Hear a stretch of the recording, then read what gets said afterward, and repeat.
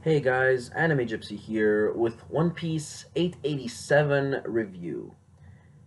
And before I get started, I just want to say this chapter overall is a 8.5 out of 10. It was a pretty nice chapter, had a lot of drama in it, a lot of revelations, a lot of characterization. In terms of story progression, there are 6 points. In terms of characterization, there are 4.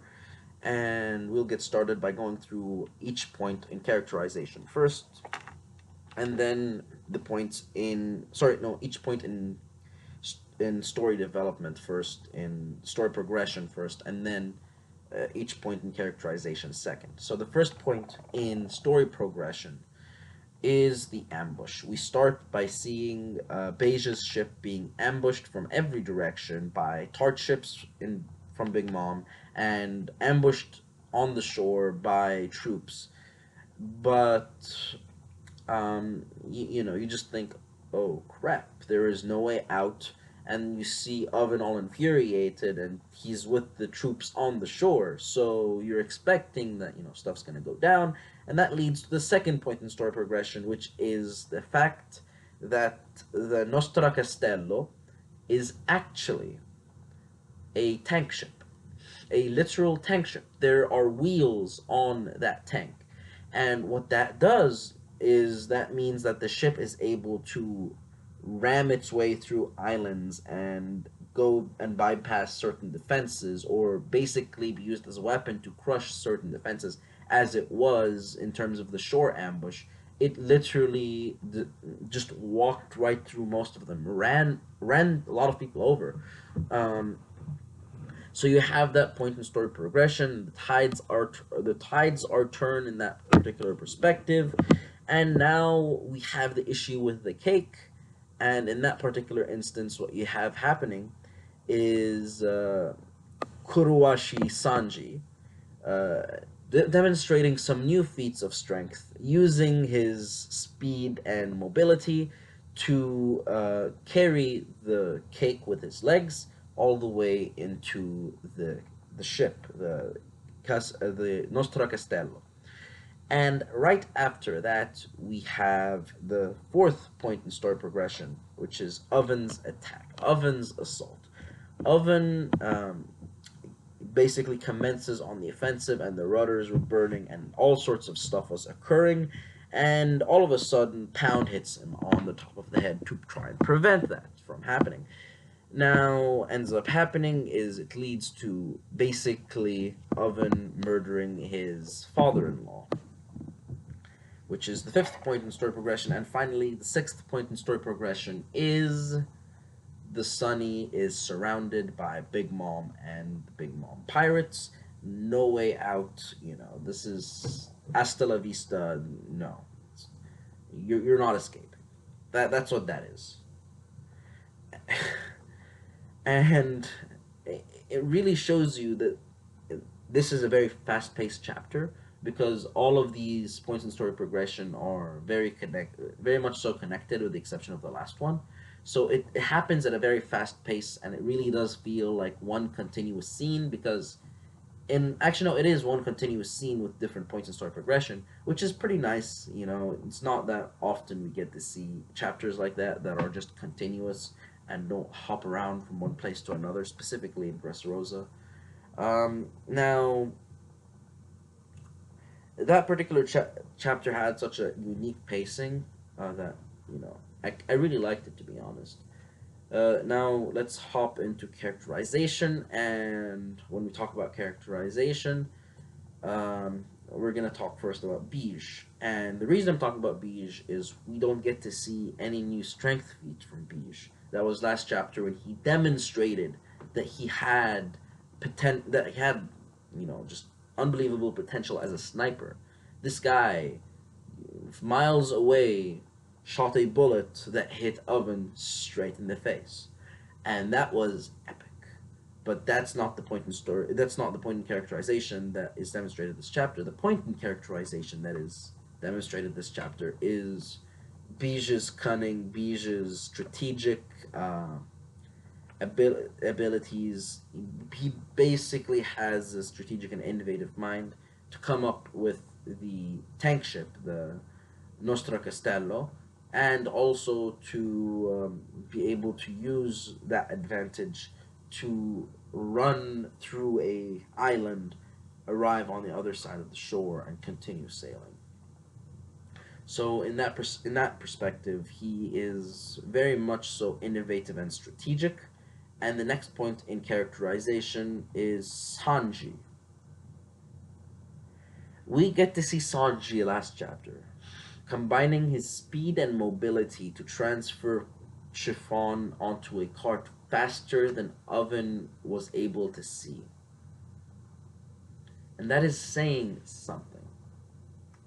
When you have a character like that move at such high speeds, it's with that much, that huge cake on him or chiffon, it's astounding, and that's something we haven't seen from Sanji. We've seen him destroy a bunch of things with his kicks. Yeah, sure, boulders, buildings, all that stuff. But we haven't really seen him carry stuff, and that shows that in that particular point capacity, he's pretty capable of carrying large objects and using Genpo while doing it.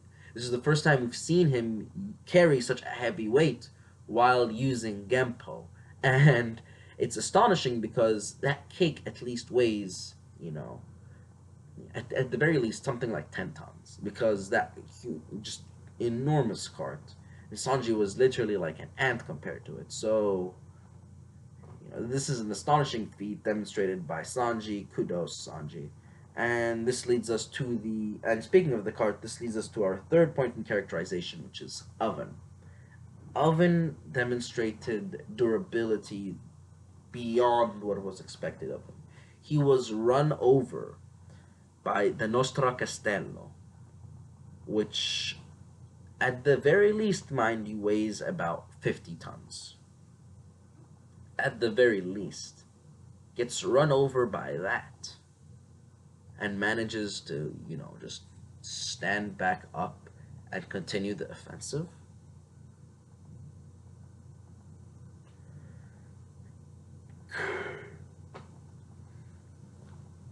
That's crazy. It really is. Now, finally, oh yeah, and his devil fruit being able to influence such a huge area of ocean. His area of influence is enormous when it comes to water manipulation and heat. It boggles the mind how I'm sure Nostra Castello is at least like what 3 miles away from the shore, and still the heat was coming. It was encompassing a lot. The fish were being boiled in the water. Like, jeez, I guarantee you, one little touchy from Monsieur Oven will lead you to be shish kebabbed. You will end up on a grill, just standing up. You'll be human shish kebab. No, not shish kebab. You'd be smoked. You'd be human barbecue in a matter of seconds if he touched you with that with his hands like that. No, and you see his hands like searing the water.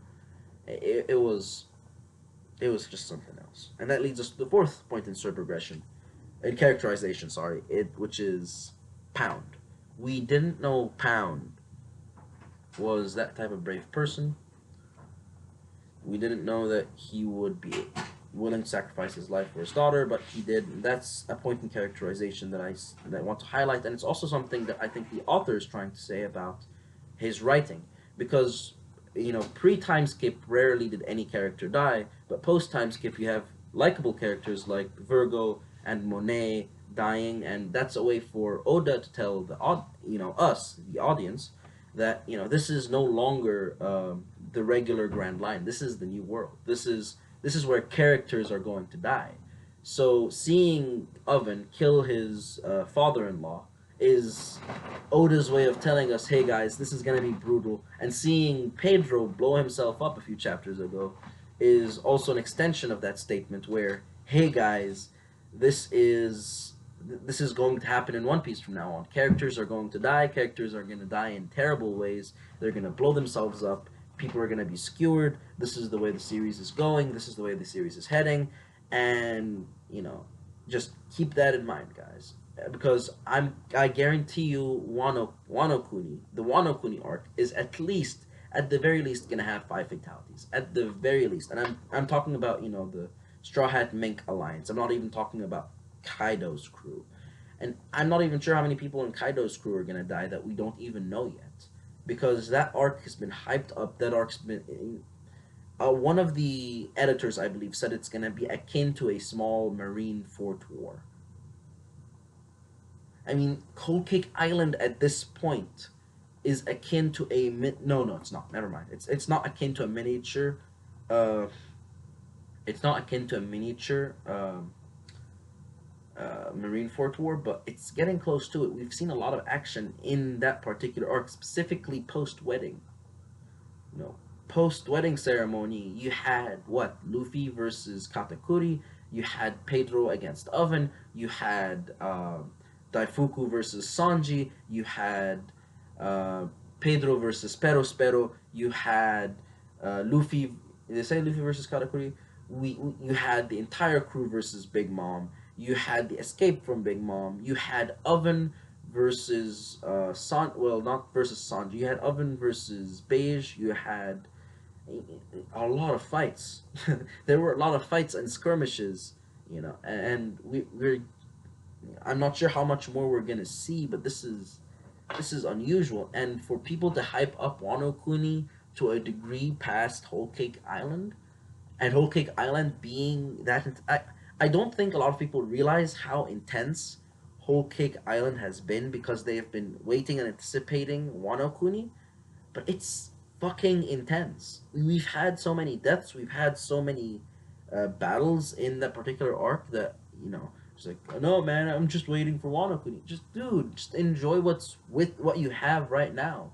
Don't mind the 2 arcs. I mean, this is what Wano Kuni is 2 arcs from now. I know it's been built up for quite a while, but you could wait and enjoy the greatness that is Whole Cake Island. Now, there are some things with Whole Cake Island that are off, but that's another video because if I talk about that, I'll probably be talking for like half an hour because each arc has its own issues. But other than that, guys, I hope you enjoyed the video, and if you did, please leave a thumbs up and subscribe. And if you didn't, just dislike the video and comment why down below. And until next time, guys, this is Anime Gypsy, and I'm out.